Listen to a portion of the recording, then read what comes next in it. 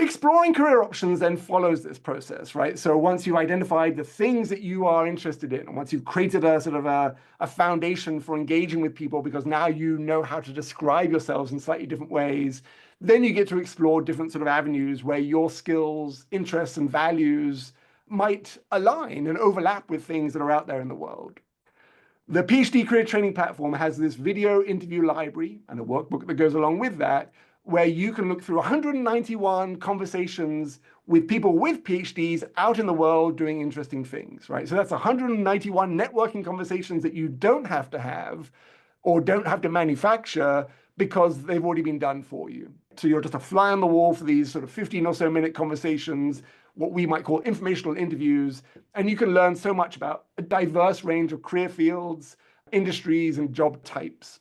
Now, you don't search by the name of the job that these people have because you don't know the names of the jobs necessarily. You search by what they use and what they care about in their role, right? So by values and interests, as well as by academic discipline. So that if you're interested in independence in terms of having a role that gives you independence, or you want a role that's focused on advocacy, then you can listen to those conversations and get a sense of what people are doing in those roles. So a really useful tool, especially because you don't have to leave your house and you don't have to have a conversation with someone, but you learn what these conversations sound like, because eventually you'll be doing those conversations yourself. This is a great starting point to do that.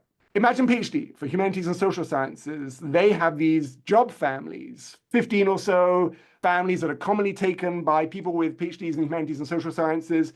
For each of these families, you can explore what it looks like within these job families, right? So research-intensive faculty, teaching-intensive faculty, they're subfamilies for the faculty job family, but under higher education administration. I'm in a higher education administration role here at Penn's Career Services. You can explore, connect, apply, and build skills connected to these different areas.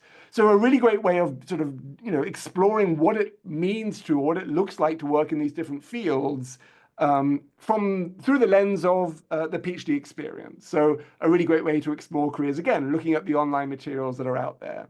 Our Vault guides are just online tools that allow you to explore different fields. Some of these are focused on the nuts and bolts of applying or interviewing. These are just examples of the career guides that they have that touch on roles that you might be interested in as postdocs. Some in the science field, consulting, nanotechnology, social science, maths, physics. Again, very foundational, sort of straightforward documents that capture and summarize what you need to know about different fields and industries so that you can go from not knowing anything or knowing very little to having a much more robust set of information that you can then leverage as you explore further or as you have networking conversations with people. So do take a look at these, see if those are helpful for you. We've been talking about our AI friends and tools like ChatGPT, right? So I did a workshop on utilizing AI in your job search. And as part of that, career exploration can be something that you can use these tools for. So these two prompts that I've written here are just examples of how you can get information about fields that you don't know much about through a tool like ChatGPT, right? It gives you a starting point and allows you to sort of brainstorm with the AI tool different things that you can do to gain more information, resources that you can connect with, next steps that you might do. And you can always come to see us and we can chat with you about what you've learned from this tool, make sure that it's putting you on the right track, right? But these are just examples of how these tools are great at brainstorming as you are thinking about exploring your careers.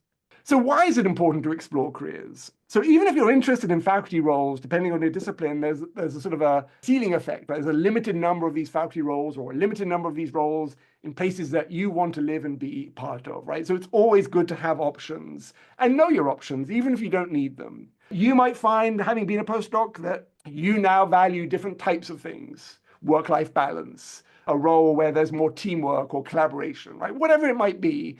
Your job when it comes to exploring is to find where those skills and those attributes and those characteristics are valued, right? So once you know about yourself and what you want, you can look for those things.